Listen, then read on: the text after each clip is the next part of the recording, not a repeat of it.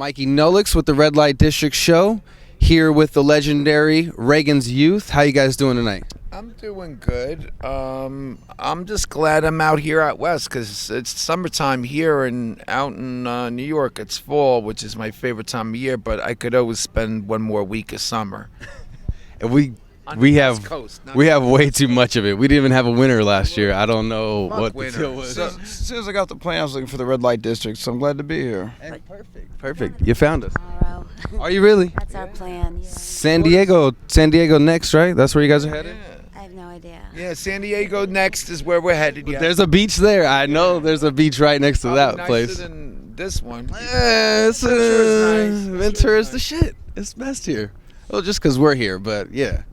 So, okay, let's talk a little bit about Reagan's Youth. I mean, genius name, too. That's such a genius name. Well, you know what? At the time in 1980, when he became president, Jimmy Carter was president, and he was like that honest American that was a disaster of politics, because you got to be a real fucking scumbag to be a politician. And it just goes hand in hand. I mean, he loved the Allman Brothers, you know what I mean? He had them over at the fucking White House, but, he put solar panels on the White House. Or anyone who got the Allman Brothers to come to the White House while putting solar panels on the White House ain't that bad. And then Reagan came into power, and my singer was like, this guy's a fucking disaster.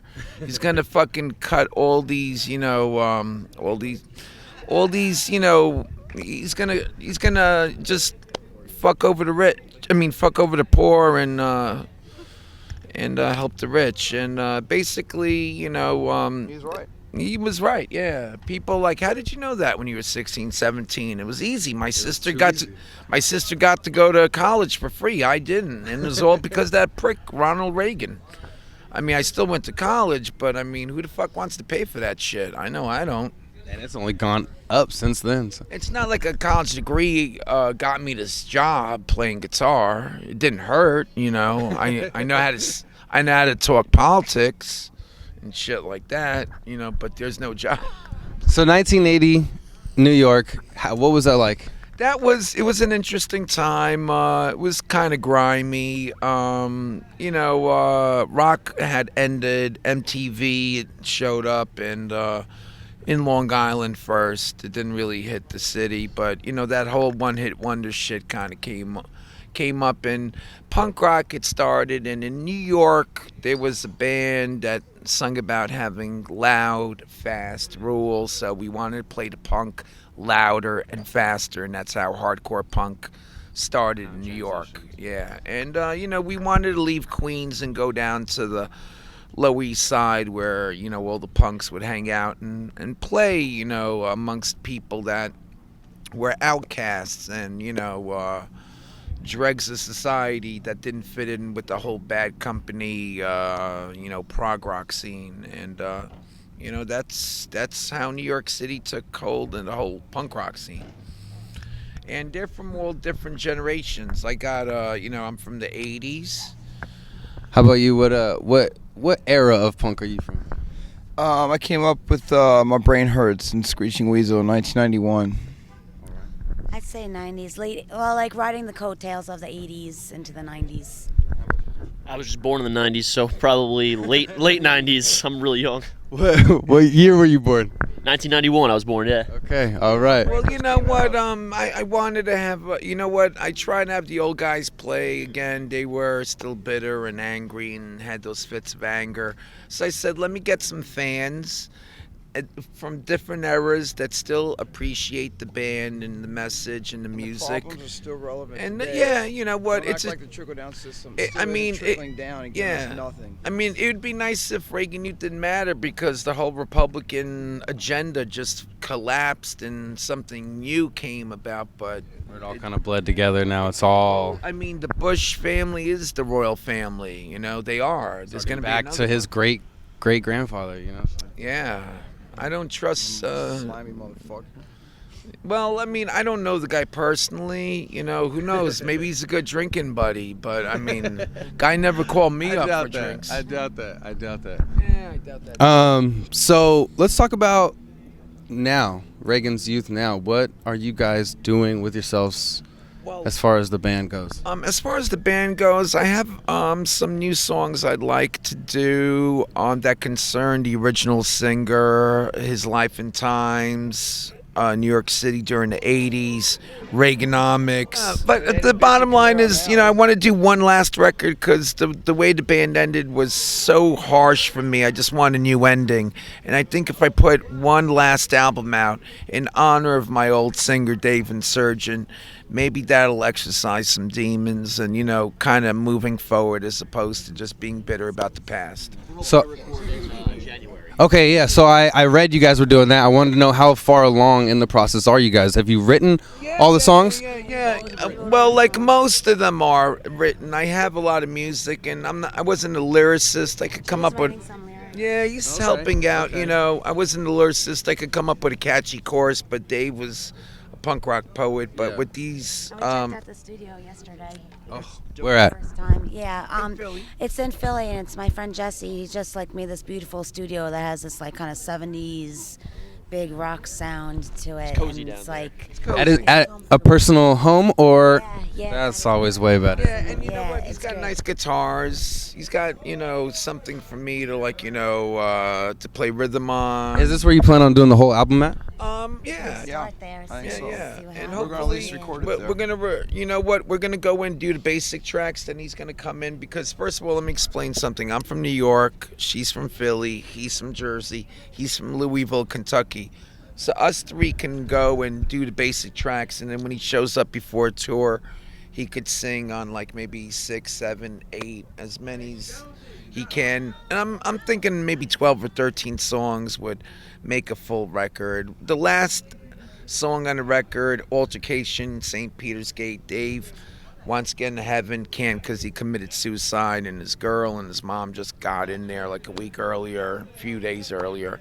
So he wants to fight St. Peter, He's the still bouncer, fighting. he's fighting the power. The House of Gods. The power. And we got some, songs that Dave and I were going to do after Reagan Youth, this band House of God. And there's some good songs. They didn't really go anywhere because we didn't do anything with them, but They're so good. they're so good and she wants to play them. And we're going to She's excited about them, if nothing else. She's excited every about them. interview, I try to get it recorded so that it'll actually happen. Make it, put it in the universe. Said, let's roll the tape. You're gonna hear a couple tonight. Oh yeah, we're excited. We're definitely excited.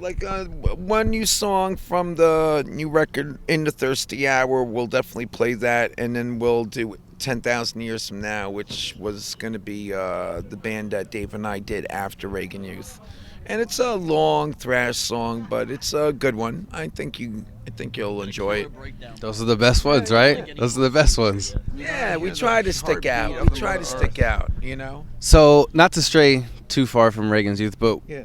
where have you guys come from when he found you? What were you guys doing? I was in the gutter. I had no place to go. I'm just kidding. Listen, well, I was kind of.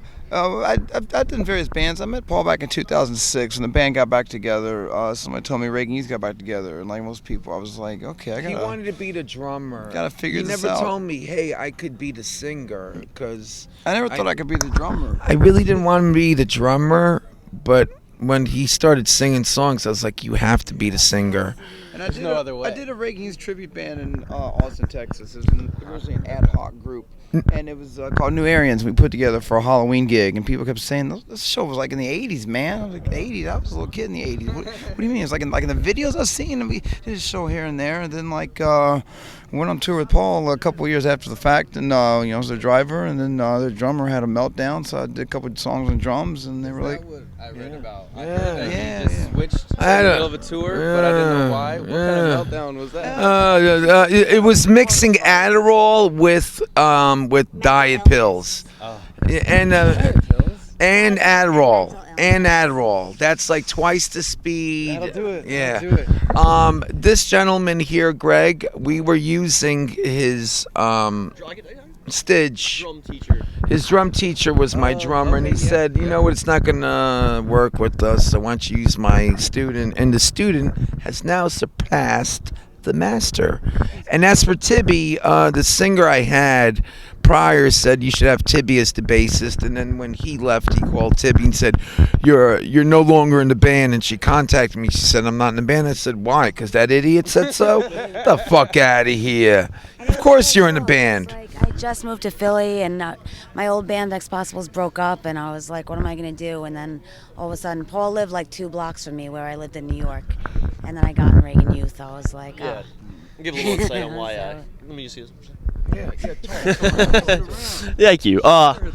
No, so basically, my drum teacher was drumming for them. He's a great guy. He's a great drummer too, but they just weren't working out in chemistry wise. And I've been a huge fan of Reagan Youth since I was listening to punk music when I was in my teenage years. I mean, they've been around for a minute now, but I always loved them, and I was like, you know what, I love that kind of music. I love to be in that band, and we just clicked famously like right away. And it just ever since then we've been getting along great, and tours have been fucking awesome. And you know what?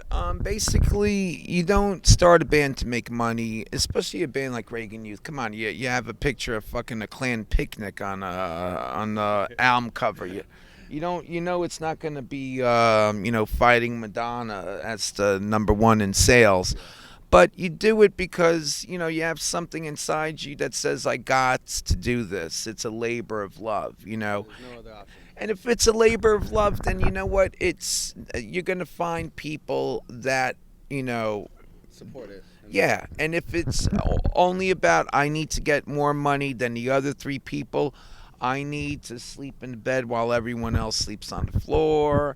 I need to keep all the T-shirt money while you guys don't get any of it. Or there's always someone that wants to be more important than someone else in the band. That's bullshit. It's a band is 4 people. One person messes up. No one says, well, the drummer, the bassist, and the singer were totally on, but the guitar player sucked. They just say the band sucked because they don't dissect shit. They're not fucking musical engineers. No, but I mean, you know what? We want to sound good out there. We want people to enjoy the show. We do. So- Let me give this back to you. Thank you. Sorry. That's all right. No. I have another question for you guys. Sure. How do you feel about punk rock nowadays and where it's gone and what it's become?